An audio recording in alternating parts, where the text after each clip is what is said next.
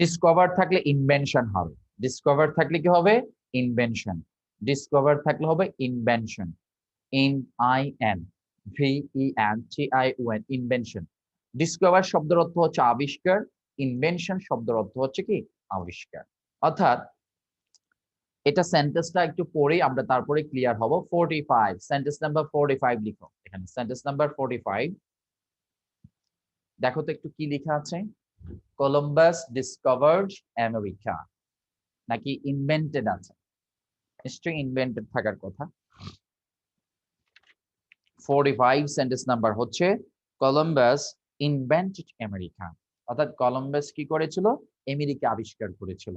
তাহলে এই ইনভেন্টেড শব্দটার পরিবর্তে কি বসাইতে হবে? ডিসকভার্ড বোঝাতে হবে। এখন ভাই আপনি তো বললেন ইনভেনশন, আপনি এখানে ইনভেন্টেড যে দেখতেছি, দেখো যখন শব্দটা নাউন হবে, ডিসকভার যদি নাউন হিসাবে সেন্টেন্সে বসে তখন সেখানে হবে ইনভেনশন। ডিসকভার শব্দটা যদি ভার্ব হিসাবে বসে তখন সেটা নাউন, তখন এই ইনভেনশনের ভার্ব কি? ইনভেন্ট। তাহলে ডিসকভার্ড যেহেতু এখানে B2 তে আছে, পাস্ট ফর্মে আছে, তাহলে ইনভেন্ট শব্দটাকে B2 তে পরিণত করতে হবে। তাহলে আমাদের এখানে মেইন সেন্টেন্সটা কি আছে? যে Columbus invented America, Columbus America আবিষ্কার করেছিলেন। তাহলে ইনভেন্টেড শব্দটা হচ্ছে ভার্ব এবং এটা হচ্ছে ভার্বে ফার্স্ট পার্টিসিপল ফর্ম। সো আমাদেরকে ইনভেন্টেড শব্দটার পরিবর্তে আমাদেরকে ডিসকভার্ড এই শব্দটা ব্যবহার করতে হবে। Discovered, discovered. তাহলে কলম্বাস ডিসকভার্ড আমেরিকা। এখন প্রশ্ন হচ্ছে ইনভেনশন আর ডিসকভার এর মধ্যে পার্থক্য কি?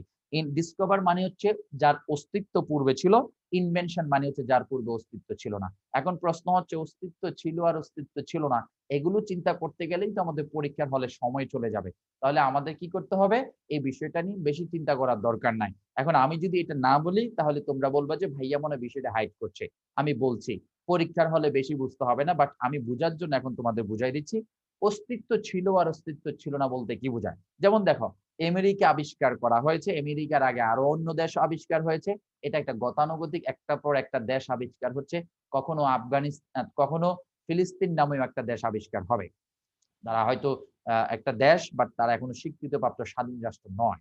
ঠিক আছে কিনা? তাহলে এটা একটা সিস্টেমেটিক্যালি ওয়াইড, যেটার অস্তিত্ব আছে। যেমন দেখো, যিনি মোবাইল আবিষ্কার করেছেন প্রথম, এর আগে কিন্তু আর মোবাইল আবিষ্কার কেউ করেনি। এই জন্য এটা হচ্ছে ইনভেন্ট। বাট নিত্য নতুন মোবাইল আসবে, নিত্য নতুন মোবাইল আসবে, সেটা ভিন্ন জিনিস, সেটা ভিন্ন জিনিস। বাট প্রথম যিনি মোবাইল বা কম্পিউটার আবিষ্কার করেছেন তিনি হচ্ছেন প্রথম উদ্ভাবক। সো এই শব্দটার ক্ষেত্রে হবে ইনভেন্ট। আশা করি তোমরা বুঝতে পেরেছো। কথা কি বুঝাতে পারলাম? আরেকটা বিষয় হচ্ছে, সবগুলো বিষয় যদি তোমরা পরীক্ষার হলে কি বুঝতে চাও এটা কি ডিসকভার নাকি ইনভেনশন, ডিসকভার জন্য কেন বলেছিল, ইনভেনশন জন্য কেন বলেছিল, এত কিছু পরীক্ষায় চিন্তা করার সময় আমাদের নাই। আমরা ইনভেনশন আছে, ডিসকভার লিখবো। ইনভেন্ট আছে, ডিসকভার লিখবো। ইনভেন্টেড আছে, ডিসকভার্ড লিখবো। ডিসকভার্ড আছে, ইনভেন্টেড লিখবো। সহজ কথা। সবাই কি বুঝতে পেরেছো? আচ্ছা, গুড।